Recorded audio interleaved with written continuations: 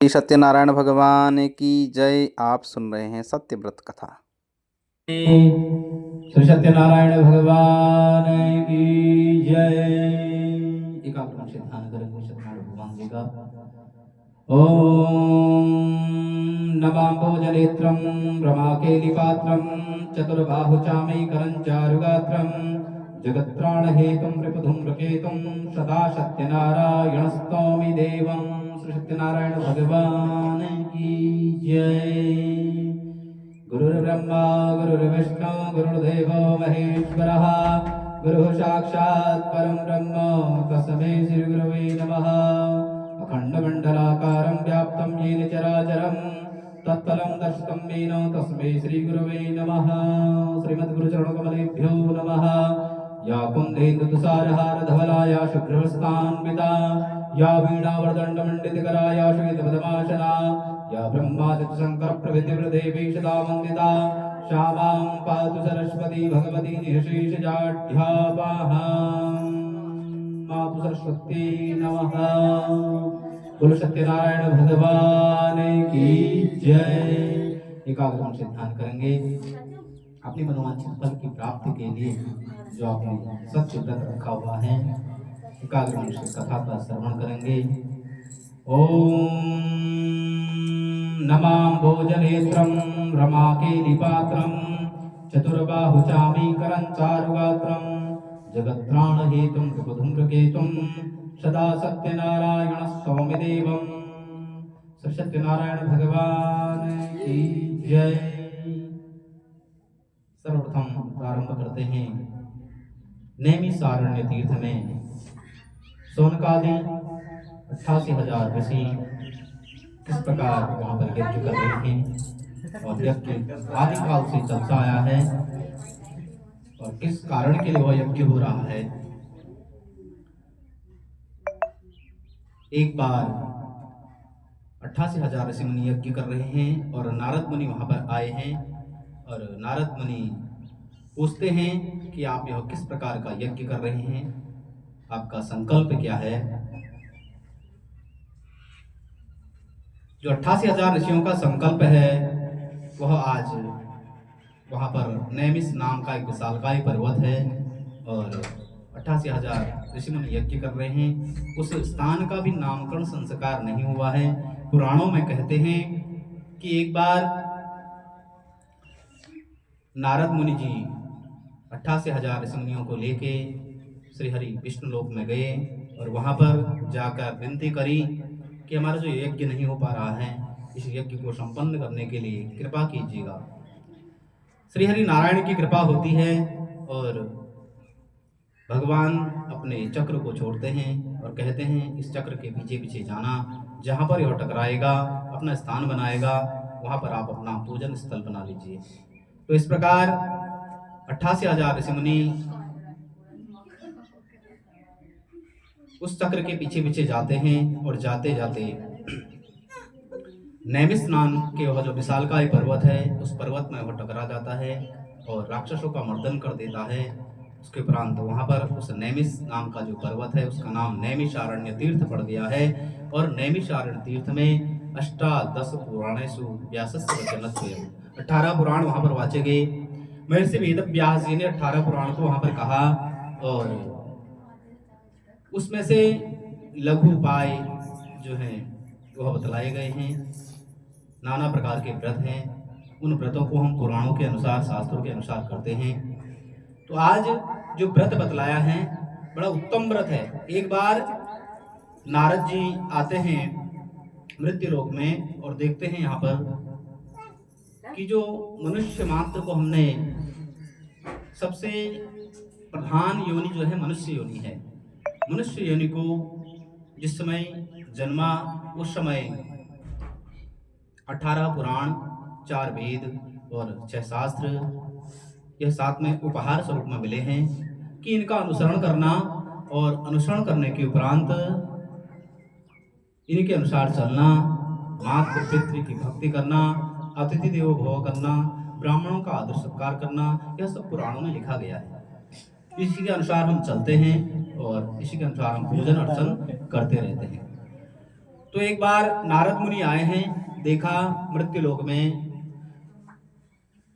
मनुष्य जो 18 पुराण दे रखे हैं उनको श्रवण करना पढ़ना तो बहुत दूर की बात है, राम नाम का नाम भी नहीं जप रहे हैं। जब एक बार देखा, बड़े दुखित हुए और दुखित होकर विष्णु लोक को गए और विष्णु भगवान से प्रार्थना करने लगे कि ऐसा कोई उपाय बतलाइए जिससे मनुष्य मात्र को पूजन अर्चन करने की आदत पड़े। इस प्रकार वहां पर जब गए हैं तो भगवान ने कहा लघु उपाय है, सत्य व्रत को किया जाए। पूजन की सामग्री बतलाई, विधि बतलाई और कब इस व्रत को करना चाहिए उसके बारे में बतलाया और क्या क्या इससे फल की प्राप्ति होती है, इस प्रकार पहले अध्याय में बतलाया। पहला अध्याय में सत्य व्रत सत्यता का प्रतीक है, इसमें कोई भी असत्य बातें नहीं हैं, सब सत्य बातें हैं। और हम कोई भी अगर व्रत करते हैं, उपवास करते हैं, तो उसमें हमने सत्यता से ही उस व्रत को करना चाहिए। व्रत कर रहे हैं, उपवास कर रहे हैं, एक दूसरे की निंदा न करें और निंदा न करते हुए भगवान का नाम का सुमिरन करना चाहिए। कलयुग में भगवान के नाम के सुमिरन की बड़ी महिमा बतलाई गई है, उस महिमा का हमने बखान करना चाहिए।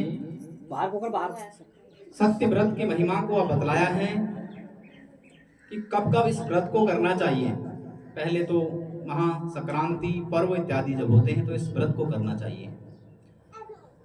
संक्रांति पर्व न मिले तो पूर्णमासी को इस व्रत को करना चाहिए। एकादशी, द्वादशी, त्रयोदशी, चतुर्दशी, इन तिथियों में व्रत को करना चाहिए, कथा को श्रवण करना चाहिए। अगर ये भी ना मिले तो भगवान पुराणों में कह रहे हैं कि जब आपको समय मिले वही मुहूर्त आप जान लीजिए, उस व्रत को तभी हमने कर लेना चाहिए। कहने का अर्थ है कोई तिथि न कोई बार, कभी भी आप इस व्रत को कर सकते हैं। इसमें सामग्री क्या क्या चाहिए, इस प्रकार नारद जी ने पूछा। इसमें सामग्री चाहिए, कहते हैं भगवान को कदली दल, कदली वृक्ष, केले का वृक्ष, केले के पत्ते और केले का फल, महाप्रसाद और महाप्रसाद में पंचामृत और तुलसी दल अवश्य होना चाहिए। बिना तुलसी के भगवान को भोग नहीं लगता है।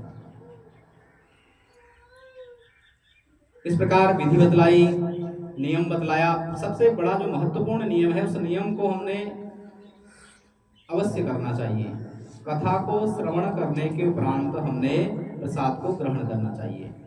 नहीं तो कई व्रतों का जो है हमें फल अच्छा फल तो नहीं मिलता है। अगर हम नियम को नहीं करेंगे तो दुष्परिणाम अवश्य मिल जाता है, क्योंकि हम नियम पूर्वक व्रत को नहीं कर पाते हैं। इसलिए हमने पहले कोई भी व्रत कर रहे हैं उसका नियम, पूजा विधि अच्छी तरह जान लेनी चाहिए, सामग्री अच्छी तरह जान लेनी चाहिए। कोई भी हम व्रत कर रहे हैं, 11 व्रत कर रहे हैं, 21 व्रत कर रहे हैं या 108 व्रत कर रहे हैं, जो हमारा संकल्प है, और उसके उपरांत हमने उसका उद्यापन अवश्य करना चाहिए। तो इस प्रकार व्रत को करने के उपरांत मनोवांछित फलों की प्राप्ति मिलती है। जो हमारी मन की इच्छाएं हैं, संकल्प से हम मन से भगवान को स्मरण करते हैं और अपना संकल्प जो है भगवान के श्री हरि नारायण के चरणों में रखते हैं, तो भगवान अवश्य पूर्ण कर देते हैं। इस कथा को करने से क्या क्या फल की प्राप्ति होती है। किसी की संतान नहीं है तो संतानहीनों को संतान प्राप्ति होती है, मनोवांछित फलों की प्राप्ति होती है। किसी प्रकार का भय है, दुख है, कष्ट है, वह दूर हो जाता है। और किसी का विवाह ना हो रहा हो, विवाह हो जाता है। अन्य सभी शुभ कर्म का हम संकल्प लेके सत्यनारायण व्रत को करते हैं। श्री सत्यनारायण भगवान की जय। श्रीमन्नारायण नारायण नारायण, भजमन नारायण नारायण नारायण, श्रीमन्नारायण नारायण नारायण, भजमन नारायण नारायण नारायण, श्रीमन्नारायण नारायण नारायण।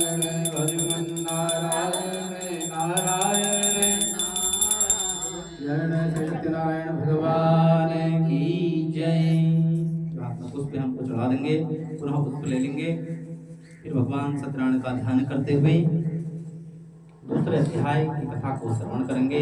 दूसरे अध्याय में सूत जी कहते हैं, हे ऋषियों, जिसने पहले समय में इस व्रत को किया है, इसका इतिहास कहता हूँ, ध्यान पूर्वक सुनिए। सुंदर काशीपुरी नगरी में एक अत्यंत निर्धन ब्राह्मण रहता था। वो भूख और प्यास से बेचैन हुआ नित्य पृथ्वी पर घूमता था। ब्राह्मणों से प्रेम करने वाले भगवान ने ब्राह्मण को दुखी देखकर बूढ़े ब्राह्मण का रूप धारण करके उसके पास जाकर आदर के साथ पूछा, हे विप्र, नित्य दुखी हुआ पृथ्वी पर क्यों घूमते हो? हे श्रेष्ठ ब्राह्मण, यह सब मैं सुनना चाहता हूँ।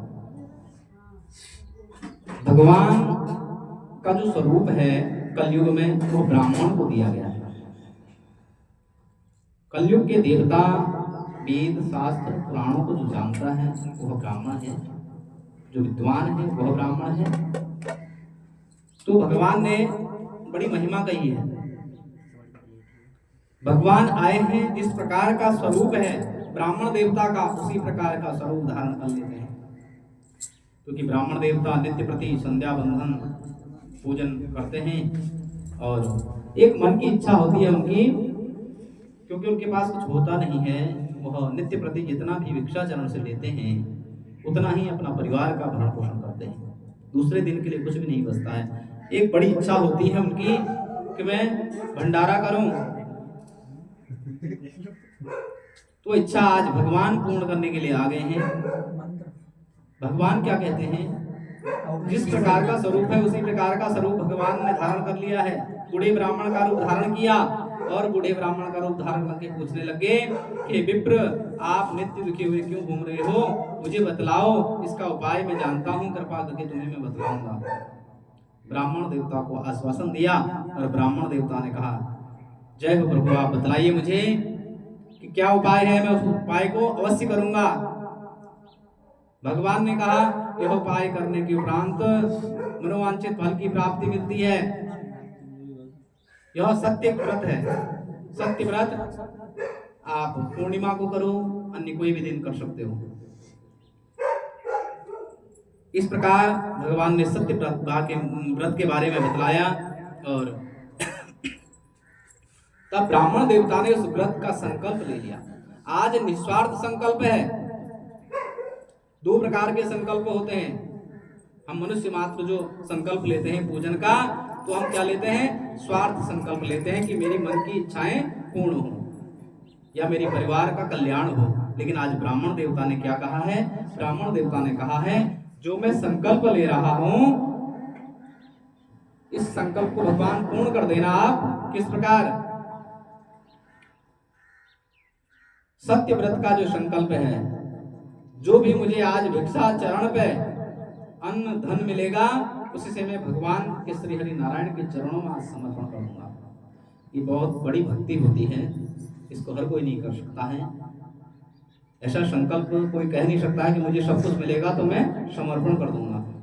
आज कलयुग में अगर किसी को मिल रहा है या धन मिल जाता है, एकत्रित धन, तो उस धन को हम क्या करते हैं?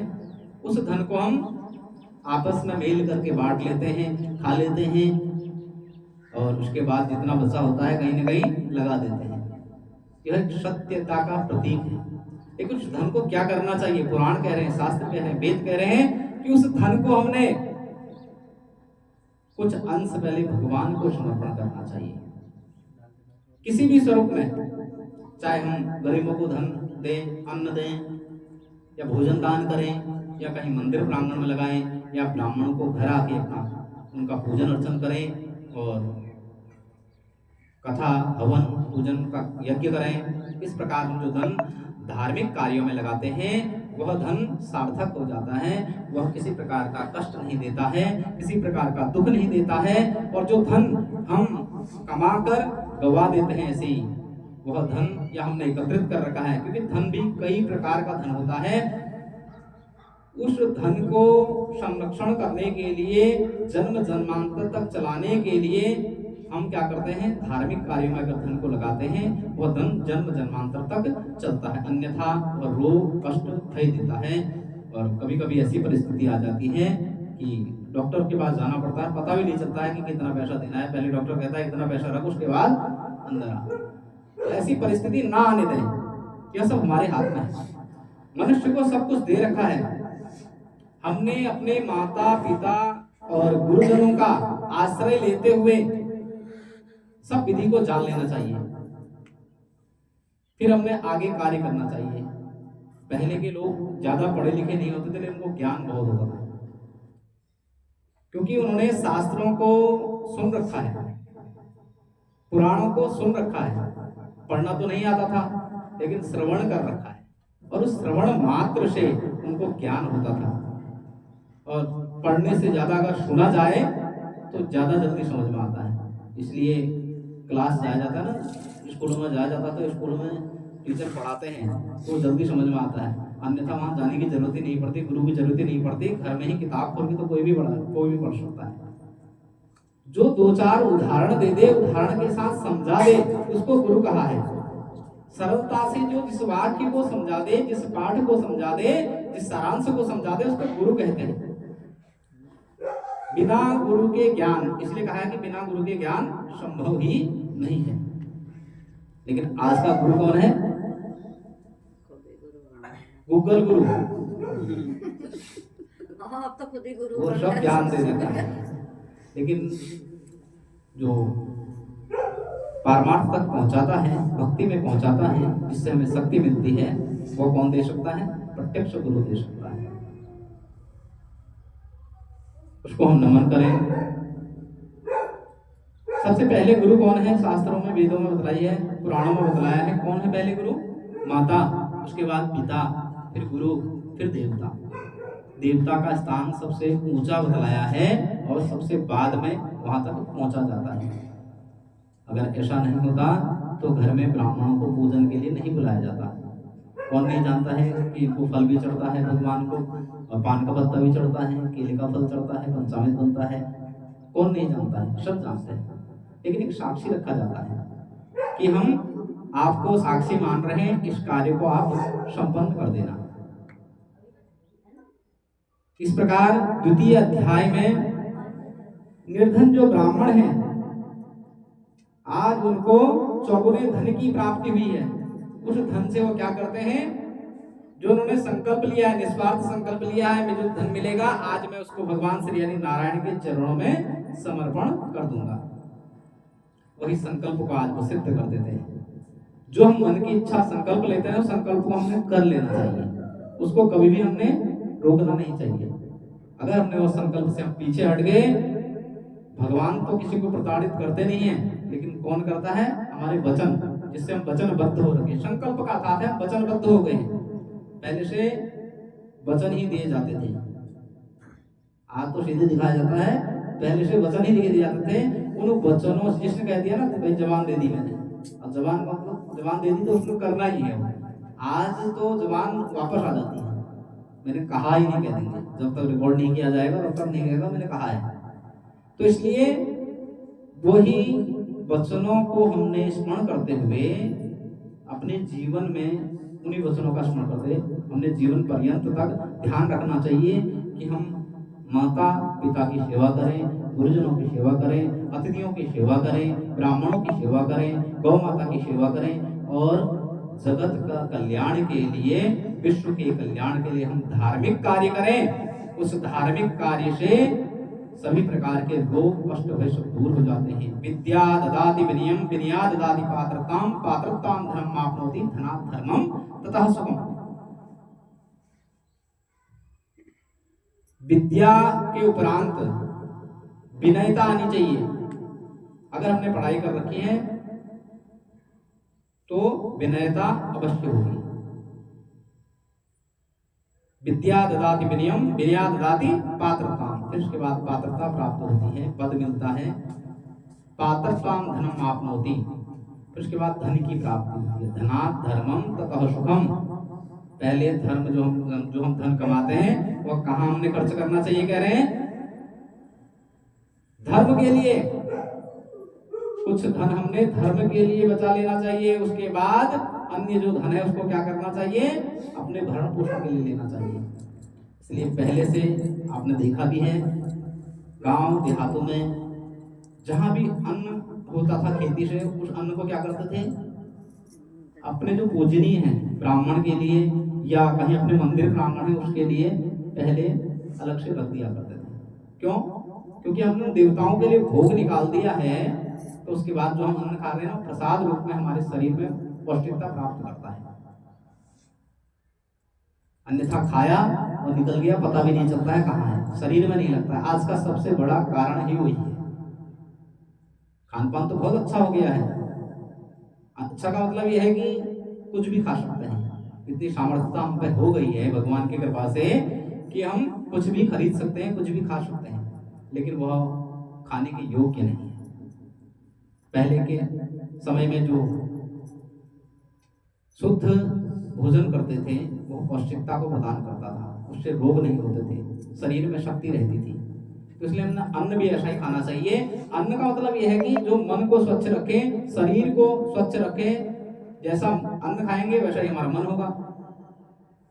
शास्त्र कह रहे हैं, पुराण कह रहे हैं कि उसी प्रकार का हमने अन्न भी खाना चाहिए। तो आज निर्धन ब्राह्मण हैं, बहुत सारा धन मिला है और धन एकत्रित करके पूजा की सामग्री को ले आए हैं। जिस प्रकार प्रथम अध्याय में सामग्री बतलाई, उस सामग्री को लेके आते हैं और किसको किसको बुलाते हैं। पूजन का एक नियम है कि वह अकेले नहीं करना चाहिए। सत्यव्रत का नियम है कि अकेले नहीं करना चाहिए। इष्ट बंधु बांधव जितने आ जाएं उतना अच्छा है, क्योंकि प्रसाद वितरण का बड़ा महत्व बतलाया है। कथा करवाने वाले को तभी उसके सभी प्रकार के जो रोग कष्ट भय हैं वो दूर होते हैं, और मन की इच्छा तभी पूर्ण होती है जब वह सबको साथ लेके चलता है। क्योंकि हम कहते हैं ना, जगत का कल्याण हो। कल्याण तो तभी होगा जब हम एकत्रित रहेंगे। अगर एकत्रित नहीं रहेंगे, एक हाथ से तो ताली बजेगी नहीं। तो इसलिए हमने सबको साथ लेके चलना है, कहीं जाति भेद नहीं देखना है। जहां हम जाति भेद में चले जाएंगे तो वहां हमारा पतन हो गया है। जहां हमने ऊंच नीच देख लिया वहां हमारा पतन हो गया है। हमारे ऋषि मुनियों ने मर्यादा बनाई है, लेकिन उस मर्यादा के साथ किसी को दूर नहीं किया है, सबको साथ लेके चले। सबको अपना अपना कार्य दे रखा है। ब्राह्मण है तो ब्राह्मण का ब्रह्मत्व दे रखा है, क्षत्रिय क्षत्रिय को दे रखा है, वैश्य है बनिया है, सबको अपना अपना कार्य दे रखा है। उस कार्य को अपना अपना कार्य करते हुए हमने एकजुट रहेंगे। जहां धर्म की बात होती है तो एकत्रित होना अवश्य है। जहां भी धर्म की बात होती है, गौ माता की सेवा होती है या परिवार कुटुंब की कहीं बात होती है, तो हमने एकत्रित हो जाना चाहिए। इसी में कल्याण होता है। अब ब्राह्मण देवता सब सामग्री लेके आ गए हैं और सत्य व्रत जो उन्होंने संकल्प किया, उस संकल्प को आज वो करने लगते हैं। सत्य व्रत के संकल्प को जो करते हैं तो इष्ट बंधु बांधव सबको बुलाते हैं, और बुलाने के उपरांत कथा को श्रवण करते हैं। कथा श्रवण करने के बाद प्रसाद को वितरण करते हैं, और सभी प्रकार के जो उनके रोग होते हैं, कष्ट होते हैं, भय होते हैं, और जो आज तक उनको धन की कमी थी वह धन से भी परिपूर्ण हो जाते हैं। और उन्होंने संकल्प लिया, संकल्प के बाद वह धन से परिपूर्ण हुए, और धन से परिपूर्ण होने के बाद पुनः उन्होंने संकल्प ले लिया कि आज मुझे अगर संकल्प मात्र से इतना धन प्राप्त हो गया है तो मैं इस व्रत को निरंतर अपने जीवन पर्यंत तक करते रहूंगा। कितना अच्छा संकल्प लिया कि मैं इसको जीवन पर्यंत तक करते रहूंगा। अगर एक व्रत के फल से इतना फल मिल रहा है और मैं अगर व्रत करते रहूंगा तो मेरे अनंत फल मुझे प्राप्त होंगे। तो जीवन जन्मांतर तक उन्होंने, जब तक वह जिए तब तक उन व्रत को हर मास वह करने लगे, और इष्ट बंधु बांधव को बुलाते थे और प्रसाद वितरण कर देते थे। उसके उपरांत यह निरंतर चलते रहा। उसके उपरांत एक दिन भगवान श्री हरि नारायण के चरणों में मृत्योर्मुक्षी माम प्राप्त, मृत्यु होने के बाद वो श्री हरि नारायण के चरणों में चले गए। धर्म अर्थ काम और मोक्ष 4 चीजें हैं, बहुत महत्वपूर्ण है। अंत में हमने मोक्ष की प्रार्थना करनी चाहिए, क्योंकि ये मनुष्य योनि है, यह दोबारा मिलनी बहुत मुश्किल काम है जो मिलेगी। बड़े पुण्य किए होंगे हमने जिससे हमें मनुष्य योनि मिली हुई है। अगर हमने इसको ऐसे ही गवा दिया तो समझ लो हमें धिक्कार है। इसलिए हमने इसमें क्या करना चाहिए, नित्य भगवान का सुमिरन करना चाहिए, अच्छा आचरण करना चाहिए, तभी हमारा मनुष्य जीवन जो है सफल हो पाएगा। इस प्रकार इस कथा को श्रवण करने के उपरांत लकड़हारा है, उसकी भी ऐसी परिस्थिति है। वो एक दिन जाता है, देखता है कथा जब चल रही होती है ब्राह्मण देवता के वहां, तो उस कथा को वह श्रवण करता है और कथा के बारे में पूछ लेता है कि ये ब्राह्मण देवता, आपने जो व्रत की कथा की है, इस सत्य व्रत की कथा से क्या क्या फल की प्राप्ति होती है, मुझे भी बतलाएंगे, मैं भी इसको करना चाहता हूँ, मुझे भी बड़ा भारी कष्ट है। लकड़हारे को किस प्रकार का कष्ट था? लकड़हारे को जितना वह लकड़ी की गठरी बेचता था दिन में, उतना ही उसको भी धन प्राप्त मिलता था, उससे अपना परिवार का भरण पोषण कर पाता था, अन्यथा उसके दूसरे दिन के लिए ऐसा धन या अन्न नहीं बचता था। तो उसने भी सत्य व्रत को संकल्प सहित किया। भगवान की कृपा से वह भी जन्म जन्मांतर तक उस व्रत को करने लग गया और व्रत करने के उपरांत वह भी श्री हरि नारायण के चरणों में स्थान प्राप्त किया और मोक्ष की प्राप्ति होगी। श्री सत्यनारायण भगवान की जय। श्रीमन्नारायण नारायण नारायण भगवन नारायण नारायण नारायण श्रीमन्नारायण नारायण नारायण भगवन नारायण नारायण नारायण श्रीमन्नारायण नारायण नारायण भगवन नारायण नारायण नारायण श्रीमन्नारायण नारायण नारायण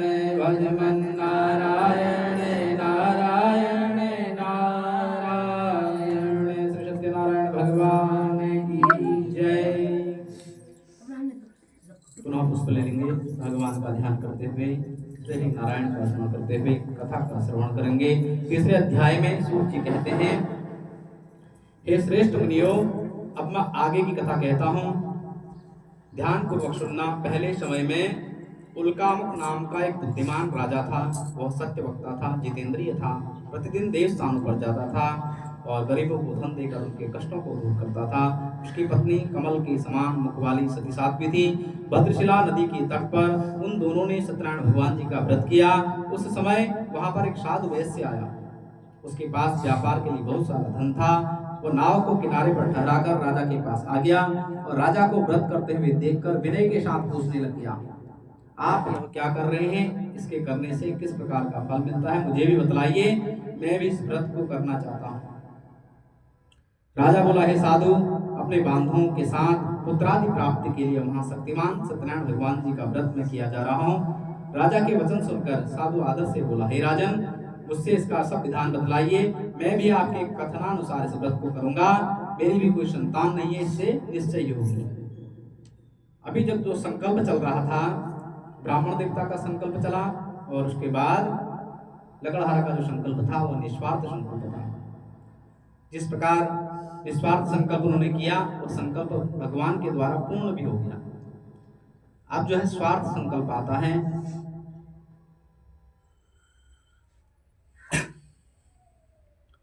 जो वैश्य बनिया है वह संकल्प लेता है कि आज मैं इस व्रत का संकल्प ले रहा हूं आपके कथनानुसार।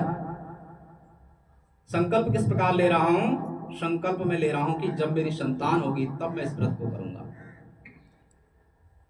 इस प्रकार के जो संकल्प होते हैं, इनको निभाने के लिए बहुत कठिन का सामना करना पड़ता है। तो कठिनता का सामना करते हुए आज वैश्य बने ने संकल्प लिया है और संकल्प मात्र से वह अपनी पत्नी को बतलाता है कि मैंने जो व्रत का संकल्प लिया है, इसको हम संतान होने की बात करेंगे।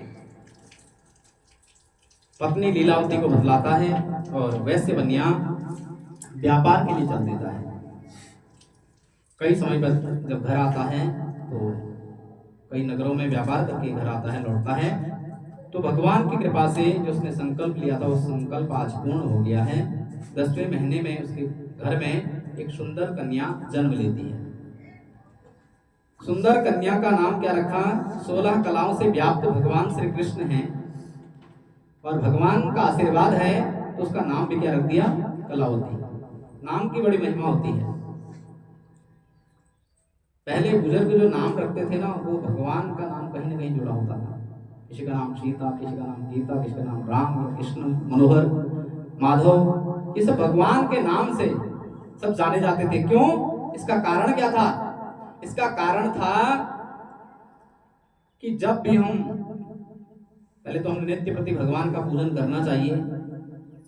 कोई ऐसी परिस्थिति हो जाए कि हम भगवान का अर्चन न कर पाए तो उस समय अगर परिवार जनों का, कुटुंब जनों का बार बार स्मरण करेगा, नाम लेगा तो भगवान का नाम सुमिरन हो जाएगा। इसलिए नाम रखा जाता था। आजकल कलयुग में पता नहीं क्या क्या नाम है, उनका अर्थ ही नहीं है। उनका अर्थ वही मिलता है जहां से वो नाम खोजे जाते हैं, उसका अर्थ वही मिलता है जहां से वो नाम खोजे जाते हैं, वही उसका अर्थ मिलेगा। बाकी शास्त्र पुराण में उसका अर्थ मिल ही नहीं सकता है। तो इसलिए इसमें नाम की बड़ी महिमा बतलाई है। नाम भी हमने बच्चों को ऐसा रखना चाहिए जिससे भगवान का नाम सुमिरन हो, हमारा कल्याण होते रहे। कलावती रखा गया। 16 कलाओं से व्याप्त थी।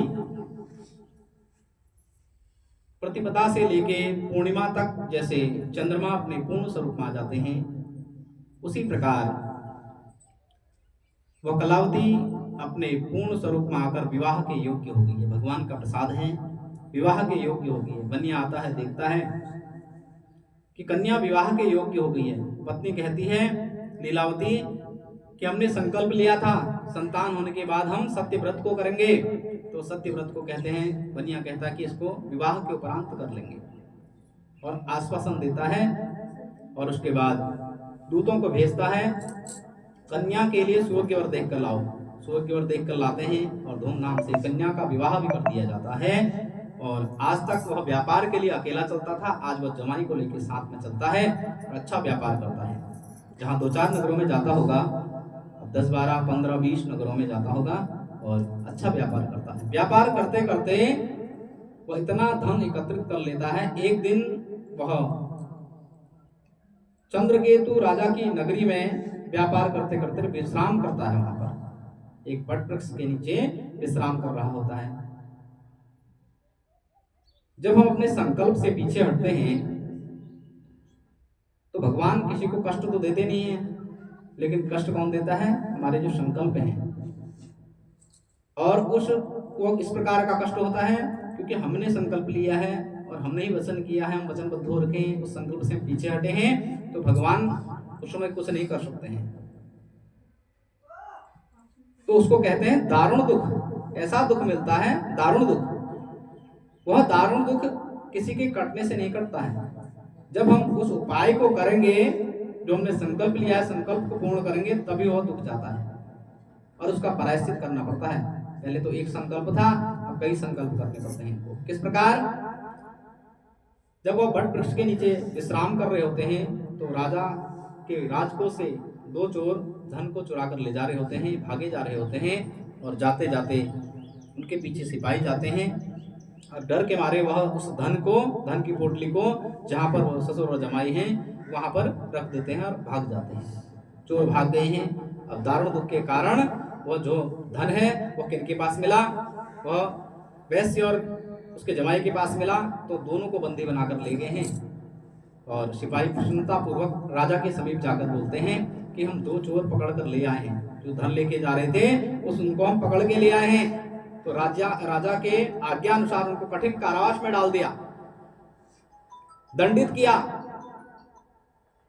और जितना धन था वह धन भी जो उन्होंने कमा रखा था धन व्यापार से, वह भी धन सारा एकत्रित कर लिया, जमा कर लिया राजकोष में। क्यों? क्योंकि अगर जिसने चोरी कर रखी है, जितना और भी धन है तो वो चोरी करके लाया होगा, अवश्य है। किसके कारण? दारुण दुख के कारण। जबकि चोर नहीं है, अकस्मात आज चोरी का उन पर इल्जाम लग रहा है तो दारुण दुख के कारण लग रहा है। कई समय तक वह वहां दंडित होते हैं और दंडित होने के बाद एक दिन घर में जो धन रखा हुआ था उसे भी चोर चुरा कर ले जाते हैं। मानसिक पीड़ा होने लगती है, घर पर भी कुछ नहीं बचता है, अन्न धन की कमी होने लगती है। और जाते जाते देखते हैं समय ऐसा आ जाता है कि घर में एक चावल का दाना भी नहीं है। चावल का दाना भी घर में नहीं है। माता और पुत्री दोनों ही अन्न धन की चिंता में घूमने लगते हैं। एक बार कलावती भूख प्यास की चिंता में दूसरे नगर में चली गई है और वहां पर जाती है। वहां जाकर देखती है कि वहां सत्यव्रत की कथा हो रही है। रात भर वह कथा को श्रवण करती है और कथा को श्रवण करने के उपरांत प्रातः काल वह प्रसाद लेके अपने घर में आती है। जब हम विवाह करते हैं तो समय लड़के को विष्णु भगवान के स्वरूप में पूजते हैं और कन्या को लक्ष्मी के रूप में पूजते हैं। तो आज जब रास्ता भी दिखाना है तो किसने दिखाना है? विष्णु भगवान और लक्ष्मी स्वरूप में जो है घर में उन्होंने दिखाना है। आज जो लक्ष्मी है वो रास्ता दिखा रही है, भगवत कृपा होती है। प्रसाद को घर लेके आती है और प्रसाद अपनी माता को देती है। माता से कहती है कि मैं प्रसाद लेके आई हूँ। माता कहती है, हे पुत्री, तो अब तक कहाँ रही थी? तेरे मन में किस प्रकार का भय तो नहीं है? तुझे कष्ट तो नहीं हुआ? माता चिंता करने लगती है। पुत्री कहती है कि मुझे किसी प्रकार का कष्ट नहीं हुआ। मैं वहाँ सत्यव्रत को सुन रही थी, श्रवण कर रही थी रात भर में। प्रातःकालीन प्रसाद लेके आई हूँ, इसको आप भी पाइए। प्रसाद सत्यव्रत का है। इतना श्रवण मात्र से ही माता को स्मरण हो गया, जो हमें कष्ट आ रहा है, शायद मुझे लगता है कि जो जिस संकल्प से पीछे हटे हैं वह सत्यव्रत था और उसी के कारण हम यहाँ आज घनघोर कष्ट में फंसते जा रहे हैं। आज मैं ही संकल्प ले लेती हूँ कि जब तक मेरे पति और दामाद घर में नहीं आते हैं तब तक मैं इस संकल्प को करती रहूंगी, निरंतर व्रत कथाओं को करती रहूंगी। एक विधि बतलाई है भगवान की, तेरा तुझको अर्पण कहते हैं। हम क्या चढ़ाने वाले हैं भगवान को? भगवान ने हमें सब कुछ दे रखा है, पत्रम पुष्पम फलम, जो भी है, दक्षिणा भी चढ़ा रहे हैं, फल भी चढ़ा रहे हैं भगवान को, जितना भी अर्जित करते हैं कि हम कुछ भी हमारे पास नहीं है। ऐसा अहंभाव हमें होना ही नहीं चाहिए, क्योंकि भगवान ने ही सब कुछ दे रखा है। इसलिए आरती में भी कह दिया कि तेरा तुझको अर्पण क्या लागे मेरा। मेरा तो कुछ भी नहीं लग रहा है। हम कैसे आए हैं? हम तो निर्वस्त्र आए हैं और निर्वस्त्र आने के बाद हमें शरीर के अनुसार हमें वस्त्र दिया जाता है और उसके बाद जब इस जगत से चले जाते हैं तो उतना ही वस्त्र प्राप्त होता है, अन्यथा हमारे पास जो हम इकट्ठा करके रखते हैं वो कुछ नहीं मिलता है। क्या मिलता है? साथ में क्या जाता है? सत्कर्म जाते हैं हमारे सत्कर्म हमारे साथ में जाते हैं। इसलिए हमें अच्छे कर्म करने चाहिए। जो हम सत्कर्म करेंगे वो हमारे साथ चलेंगे। तो आज संकल्प ले लिया है। पहले भगवान की रिझाने की विधि क्या है, पूजा की विधि क्या है, नाना प्रकार की सामग्री जितनी बतलाई है सब कुछ होनी चाहिए। कह रहे हैं कब होनी चाहिए? जब हमारे पास सामर्थ्य है। और जिसके पास नहीं है, क्या वो भगवान की पूजा नहीं करेगा? वो भी करेगा। किस प्रकार करेगा? पत्रम पुष्पम फलम तोयम। पहले तो वृक्ष का फल होना चाहिए, कह रहे हैं। नहीं है तो उसका पुष्प होना चाहिए। पुष्प भी पर्याप्त नहीं है तो भगवान तुलसी के पत्ते में भी प्रसन्न हो जाते हैं। तो इस प्रकार आज परिस्थिति ऐसी हो गई है, जहां इतना बड़ा बनिया था वैश्य बनिया, व्यापार से धन लेके आता था और अच्छा भरण पोषण चल रहा था परिवार का, और विवाह भी हो गया, सब कुछ बढ़िया चल रहा था। आज ऐसी परिस्थिति आ गई है कि घर पर धन भी नहीं है, अन्न भी नहीं है, तो क्या व्रत करेगा, क्या पूजा करेगा? तो भगवान ने उन्होंने क्या किया? भगवान को एक एक तुलसी का पत्ता चढ़ाते रहे और भगवान को प्रसन्न करते रहे। और प्रसन्न कई समय तक जब वो ऐसी कथाओं को करने लगे तो भगवान की कृपा हो जाती है। भगवान का नाम भक्तवत्सल है। भगवान की कृपा होती है। एक दिन चंद्रकेतु राजा को स्वप्न में भगवान स्वप्न में दर्शन देकर कहते हैं कि राजन, जो तुमने 2 चोर पकड़ रखे हैं, यह चोर नहीं है, किसी प्रकार का इन्होंने अपराध नहीं किया है। ये तो अपने दारुण दुख के कारण तुम्हारे राज महल में आ गए हैं और राजकोष में यहाँ पर आ गए हैं, तुम्हारे कारावास में हैं। इनको प्रातः काल ही छोड़ देना, अन्यथा तेरा अनर्थ हो जाएगा। तेरा जितना धन है वो सब नष्ट हो जाएगा, कुछ भी नहीं बचेगा तेरे पास। प्रातः काल इनको छोड़ देना। राजन प्रातः काल अपनी नित्य क्रिया के बाद जितना धन उनसे लिया था वह धन उनको देता है और आदर सहित उनको विदा कर देता है चौगुना धन देकर। जितना हो सकता है वह भी प्रायश्चित करता है कि मैंने ये बहुत बड़ा गलत अनर्थ कर दिया है, ये तो चोर थे ही नहीं, इसलिए इनको प्रसन्न करना चाहिए। प्रायश्चित करता है, उससे चौगुना धन देता है और उनको विदा कर देता है। श्री सत्यनारायण भगवान की जय। श्रीमन्नारायण नारायण नारायण भगवान नारायण नारायण नारायण श्रीमन्नारायण नारायण नारायण भगवान नारायण नारायण नारायण सत्यनारायण नारायण नारायण लक्ष्मी नारायण नारायण नारायण श्रीमन्नारायण नारायण नारायण सत्यनारायण भगवान की जय। पुनः पुष्प ले लेंगे। भगवान सत्यनारायण का ध्यान करते हुए चौथे अध्याय को श्रवण करेंगे। सूत जी कहते हैं वैश्य ने मंगलाचरण करके यात्रा आरंभ कर दी है। जो उनको धन मिला है वह एक नौका में भर लेते हैं और निकल पड़ते हैं। जैसे निकलने की तैयारी होती है तो भगवान परीक्षा लेते हैं। भगवान किस रूप में आ रहे हैं? दंडी के स्वरूप में आ रहे हैं। दंडी का वेश धारण करते हैं और सत्यनारायण भगवान जी पूछने लगते हैं कि साधु तेरी नाव में क्या क्या है मुझे बतलाना। जब किसी को ज्यादा मिल जाता है तो क्या होता है? अहंकार हो जाता है।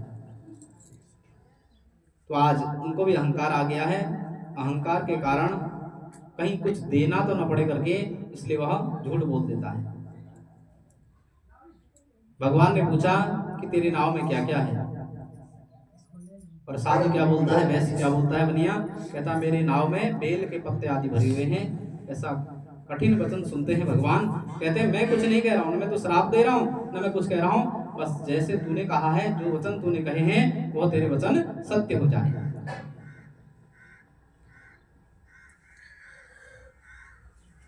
तो वचन सत्य हो जाते हैं। तो देखता है, नौका में देखता है कि वहां पर जितना धन था वो सब पत्ते बन गए हैं। नौका हल्की हो गई है और दंडी स्वरूप में जो भगवान आए हैं वह समुद्र के किनारे जाकर बैठ जाते हैं और यहाँ पर वैश्य को मूर्छा आ जाती है। कुछ समय बाद मूर्छा खुलती है तो विष्णु स्वरूप में जो जमाई साथ में है वह बतलाते हैं। कहते हैं कि जो दंडी स्वरूप में मनुष्य आए थे वह कोई साधारण मनुष्य नहीं है, वो परमात्मा है। मुझे ऐसा ज्ञान होता है। उनकी शरण में हमने जाना चाहिए, तभी हमारी मनोकामना पूर्ण होगी। इस प्रकार पुनः वहां पर जाते हैं और क्षमा याचना करते हैं। दंडी स्वरूप में सत्यनारायण भगवान जी आए हैं। वो कहते हैं जितना तेरे पास धन था वह धन तुझे प्राप्त हो जाएगा, आशीर्वाद देते हैं। और उसके बाद वह वैश्य और जमाई साथ में अपने नगर को प्रस्थान करते हैं। तो जब नगर के निकट पहुंचते हैं तो वहां पर कुछ दूत होते हैं। दूत किनको कहा जाता है? जो संदेश वाहक होते हैं उनको दूत कहा जाता है। कुछ दूत जाकर घर में लीलावती को बतलाते हैं कि तुम्हारे पति और दामाद आ गए हैं, बहुत सारा धन लेके आ रहे हैं, अब आपको किसी प्रकार का कष्ट नहीं होगा। और कुछ ग्रामवासी जो होते हैं वह साथ में चलते हैं। इस प्रकार वहां संकल्प चल रहा है कि जब तक मेरे पति और दामाद घर में नहीं आएंगे तब तक हम इस सत्य व्रत को करते रहेंगे। वो जो संकल्प चल रहा है उस संकल्प को आज पूर्ण होने के लिए फिर परीक्षा होती है। किस प्रकार? माता कहती है पुत्री से, इस संकल्प को मैं तेरे हाथ में छोड़ के जा रही हूं, इस कथा को तो पूर्ण करके आना। कथा का जो नियम था वह उसको भूल जाते हैं। माता लीलावती उनके स्वागत सत्कार में चली जाती है और पीछे पीछे कथा को पूर्ण करके प्रसाद को छोड़ देती है। कलावती प्रसाद को ग्रहण नहीं करती है और वह भी वहां चली जाती है। वहां देखते हैं तो सब कुछ नाव सहित पानी में डूब जाता है। अनर्थ हो गया है। रोने लगते हैं, विलाप करने लगते हैं। इतना सब कुछ अभी सुख प्राप्त हमें हो ही रहा था कई समय बाद, और आज यह भगवान क्या हो गया है। जब भगवान को स्मरण किया तो भगवान ने कहा आकाशवाणी में कि तेरी कन्या मेरे प्रसाद को छोड़कर आई है, इसलिए इसका पति अदृश्य हो गया है। पुनः प्रसाद को ग्रहण करके आए तो सब कुछ तुम्हें प्राप्त होगा। पुनः प्रसाद को ग्रहण करके आती है, भगवान की कृपा होती है और वह घर में सुखपूर्वक आने लगते हैं, जन्म जन्मांतर तक इस व्रत को करने लगते हैं। भगवान की कृपा से वह सुख को प्राप्त होते हैं, जितने उनके कष्ट थे वह कष्ट दूर हो जाते हैं और वह हर मास इस व्रत को करने लगते हैं। और एक समय ऐसा आता है अंत समय में वह मोक्ष को प्राप्त हो जाते हैं। श्री हरि नारायण के चरणों में उनको स्थान प्राप्त होता है। श्री सत्यनारायण भगवान की जय। श्रीमन्नारायण नारायण नारायण भजमन नारायण नारायण नारायण श्रीमन्नारायण नारायण नारायण भजमन नारायण नारायण नारायण। श्री सत्यनारायण भगवान की जय। पुनः पुष्प लेके भगवान का ध्यान करते हुए स्मरण करते हुए 5वें अध्याय को श्रवण करेंगे। 5वें अध्याय में सूत जी कहते हैं, हे ऋषियों, मैं और भी कथा कहता हूँ, ध्यान पूर्वक सुनो। प्रजा पालन में लीन तुंगध्वज नाम का एक राजा था। उसने भगवान का प्रसाद त्याग कर बहुत दुख पाया। वन में जाकर वन्य पशुओं को मारकर बड़ के पेड़ के नीचे आया और वहां ग्वाल वाल पूजन कर रहे थे। ग्वाल वाल पूजन कर रहे थे। राजा को अहंकार आया। किस प्रकार का? अपना पद का अहंकार आया। कथा हमें यह ज्ञान दे रही है यहाँ पर कि हमने अपने पद का अभिमान कहाँ कहाँ पर नहीं करना चाहिए। पद का अभिमान अपने मातृ चरणों में नहीं करना चाहिए। माता के सामने, पिता के सामने, गुरु के सामने और देवता के सामने, मंदिर ब्राह्मण कहीं पंडाल लगा है तो वहां हमने अपना पद का अभिमान नहीं करना चाहिए। हम जिस पद पर भी हैं, माता के लिए पुत्र हैं, पिता के लिए पुत्र हैं, गुरु के लिए शिष्य हैं और देवता के लिए भक्त हैं। तो इसलिए हमने इन स्थानों पर कभी भी पद का अभिमान नहीं करना चाहिए। आज राजा सिंहासन पर बैठता था। ग्वाल वालों ने क्या व्यवस्था कर रखी थी? ग्वाल वाल तो नीचे बैठे थे जमीन पर।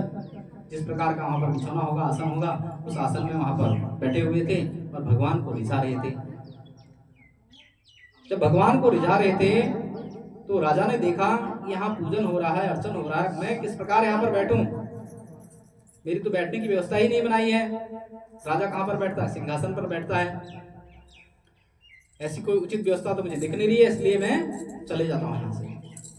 और वो वहां पर सम्मिलित नहीं होता है पूजन में, वहां से चला जाता है। जब नगर में पहुंचता है तो वहां देखता है सब कुछ नष्ट हो गया।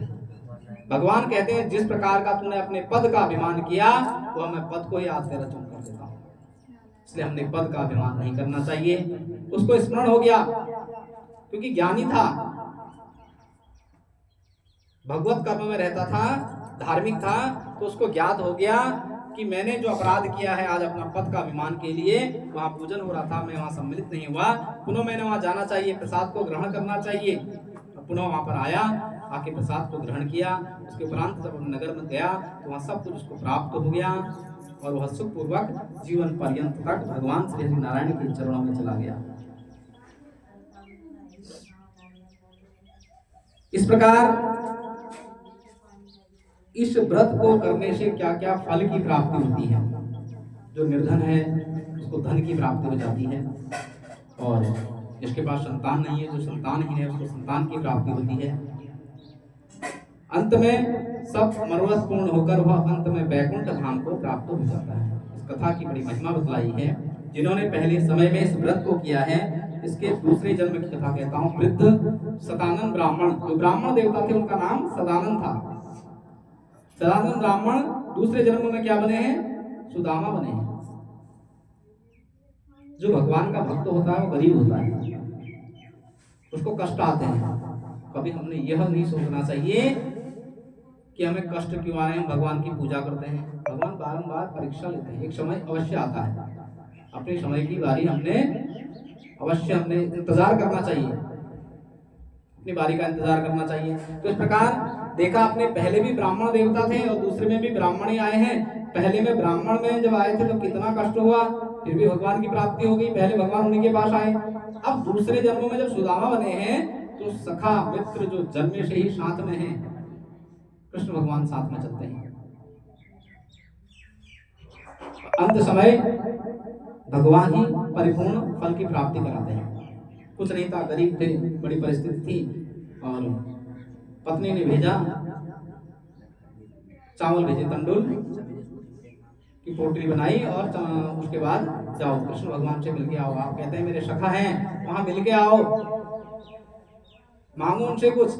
लेकिन वहां जाके भी जो है सुदामा जी कुछ नहीं मांगते हैं।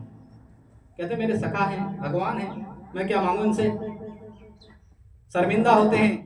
तो इस प्रकार भगवान की कृपा होती है, जब वापस लौटते हैं घर में तो सब कुछ प्राप्त हो जाता है, बिना मांगे मिल जाता है। भगवान के दरबार में आप बैठ जाइए, बस भगवान का सुमिरन करिए, अपने आप सब कुछ मिलने लगता है, कुछ मांगने की आवश्यकता ही नहीं होती है।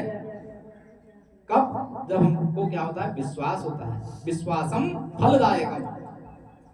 जिस पूजन को हम कर रहे हैं, राम का नाम भी जप रहे हैं, अगर हम उस राम पे भी विश्वास है, कृष्ण पे विश्वास है, जिन देवताओं का हम सबका स्वरूप एक ही है, सबका रूप एक ही है, सबने नाना अवतार ले रखे हैं, किसके लिए? जगत के कल्याण के लिए, हमें बताने के लिए। ऐसी परिस्थिति भी आती है, आपने देखा, श्रवण किया, क्या रामायण में भगवान राम मर्यादा का पालन करते हुए क्या उनको कष्ट नहीं आए? अगर आज हमको एक कांटा भी छूट जाता है तो हम कहते हैं भगवान ये क्या हो गया, मैंने क्या अपराध किया था। पुराण शास्त्र हमारे लिए ही बनाए हैं, उनका अनुसरण करेंगे तो हम सब, हमको किसी को बताने की जरूरत ही नहीं पड़ेगी हमें कष्ट आया है। जो हम कहते हैं कि भगवान ने हमें कष्ट दे दिया, भगवान किसी को कष्ट नहीं देते। ये कष्ट हमारे कर्मों के अनुसार हमें मिल रहे हैं। तो हमने भगवान का प्रसाद लेके, जिसे हम दुख को भोग रहे हैं, वैसे ही दुख सुख को भी हमने भोगना चाहिए। सुख को भोग रहे हैं, दुख को भी हमने भगवान का प्रसाद समझकर भोगना चाहिए। उल्कामुख नाम का राजा दशरथ होकर वैकुंठ धाम को प्राप्त हुआ। जो राजा था उल्कामुख नाम का, वह दूसरे जन्म में राजा दशरथ हुआ और वैकुंठ धाम को प्राप्त हुआ। साधु नाम के वैश्य ने गोरखध्वज बनकर अपने पुत्र को वारे से चीरकर मोक्ष को प्राप्त किया। महाराज तुंगध्वज ने स्वयं होकर भगवान में भक्ति करके मोक्ष को प्राप्त किया। यज्ञ को करके मोक्ष की प्राप्ति होती है, मनोवांछित फल की प्राप्ति होती है, उसके उपरांत मोक्ष की प्राप्ति होती है। इसलिए जिन देवताओं का हम पूजन करते हैं, उन देवताओं ने भी यज्ञ किए, तब उनको स्थान ग्रहण हो रखा है, अपना अपना स्थान मिला हुआ है। तो हम तो मनुष्य हैं, हमें भी तो यज्ञ करने पड़ेंगे ना, बिना यज्ञ के कैसे सफल है। तो देवताओं ने अपने स्थान को प्राप्त करने के लिए यज्ञ कर रखे हैं, तो उन्हीं देवताओं की हम भी आराधना करें ना, तो अपने आप हमारा रास्ता अपने आप खुल जाएगा। क्यों हम समाज के चक्कर में उलझे? जिसको ज्ञान हो जाता है, जिसने पुराणों को श्रवण कर रखा है, जिसने वेदों की श्रुतियों को सुना है, जिसने 6 शास्त्रों का श्रवण कर रखा है, वह किसी से पूछने की योग्य नहीं है, उसको पूछने की आवश्यकता ही नहीं है। मैंने पहले ही बताया कि बड़े बुजुर्गों को बड़ा ज्ञान होता था, इसलिए ज्ञान होता था, उन्होंने श्रवण कर रखे थे, उनको अच्छी जानकारी का पता था, अच्छा क्या है, भला क्या है, कौन घर में आ रहा है, कैसे उसका आदर सत्कार करना है। आज तो राम राम करने को कोई राजी नहीं है। घर में कोई आ रहा है, अतिथि देवो भव, क्योंकि अतिथि में भी भगवान का वास है। ब्राह्मण तो बहुत दूर की बात है, आने जाना वाला अगर कोई चल रहा है पथिक, उसको भी हमने एक गिलास जल पिला दिया तो हमारा समझ लो कि हमने भगवान की पूजा, बहुत बड़ी पूजा कर दी है। लेकिन आज के समय में यह संभव नहीं हो रहा है। और भी कोई आएगा, उसको पानी पिलाने के बजाय हम 2-4 उसको सुना देंगे, तो हमने अनादर तो वहीं से कर दिया। खाली मूर्तियों की पूजन करने से भगवान की भक्ति नहीं होती है। मूर्ति में भगवान का वास नहीं है। जो मूर्ति बनाई है, यह एक कलाकार ने बनाई है। किसका आश्रय लिया उसने? शास्त्रों का, पुराणों का आश्रय लिया। सशंख चक्रम सकीटी कुंडलम, जिनके पास चक्र धारण है, जिन्होंने कुंडल पहने हुए, पीतांबर धारण किया हुआ है, सहस्त्र शीर्ष है जिनके पास, इस प्रकार जब उन्होंने श्रवण किया, पढ़ा, उसमें देखा कि ऐसे ऐसे भगवान हैं, तो उनकी प्रतिमा, मूर्ति बना दी। सोने चांदी की हम मूर्तियों का पूजन करने लगते हैं, लेकिन हमारा घर परिवार ठीक नहीं होता है, हमारा व्यवहार ठीक नहीं होता है, अतिथियों का आगमन हमारे घर में नहीं हो रहा है, ब्राह्मणों का आह्वान हमारे घर में नहीं हो रहा है, पूजा पाठ हम कर नहीं रहे हैं, हम सिर्फ मूर्तियों को पूज रहे हैं। बस खाली मूर्ति पूजने से कुछ नहीं होना है। ज्ञान होना चाहिए हमें, क्या सही है क्या गलत है, किसका आदर करना है किसका सत्कार करना है, यह हमें कथा बतलाती है। कोई भी पुराण, 18 पुराण है, 18 पुराण में एक ही बात लिखी है, सर्वप्रथम पाप को त्याग देना है, पुण्य को अर्जित करना है। जब उस समय यह एक पुराण में लिखा तो समझ में नहीं आया क्या है करके, तो 18 पुराण लिख दिए। 18 पुराणों में भी पहले 17 पुराण लिखे गए, 17 पुराण में से 18वां पुराण कौन सा है? श्रीमद् भागवत महापुराण। वह कब लिखा? जब इतना सब कुछ समझ में नहीं आया, एक एक करके कौन पढ़ेगा, तो सारांश किसमें दे दिया? श्रीमद् भागवत महापुराण में सब कुछ सारांश उसका दे दिया। इसलिए भागवत महापुराण जहाँ हो जाती है, समझ लो कि सब कुछ, सब पुराण वहां पर हो गए, क्योंकि भगवान तो एक ही है, भगवान के तो स्वरूप है ना। भगवान ने जब जब हमें कष्ट आया तब तक नाना प्रकार के अवतार लिए। अब एक अवतार और रह रहा है, कौन सा है? कली अवतार, कल के अवतार। वो अवतार होगा और उसमें हम सब चले जाएंगे, कुछ नहीं बचेगा यहाँ। जब भी दूसरा युग आता है तो उसमें सब पलायन हो जाता है, फिर कोई नहीं रहेगा, कोई कैसी परिस्थिति में है वो सब चले जाएंगे। हम जैसे पता नहीं कितने आगे हैं कलयुग में, और कितने आएंगे, कितने चले जाएंगे। अभी तो कलयुग का प्रथम चरण भी अच्छी तरह समापन नहीं हो रखा है, 4 चरण होते हैं, तो क्या भी देखना है क्या नहीं देखना है। इसलिए हम हैं, हमारा परिवार है, जितना हम सब कुछ देख रहे हैं, सब भगवान से यही प्रार्थना करेंगे, अच्छा देखें, अच्छा सुने, अच्छा करें, अच्छा खाएं, हमारा सबका मेल बना रहे। यही भगवान से हम आशीर्वाद मांगेंगे और भगवान से प्रार्थना करेंगे, जो हमने कथा को श्रवण किया, हमारे घर को, परिवार को और नगर को, देश को सब सुखी रखना। यह जो यज्ञ किया हमने, पूजन किया, सत्यव्रत को किया, तो सबके लिए कल्याणकारी हो, मनोवांछित फलों को प्राप्त कराए। श्री सत्यनारायण भगवान की जय।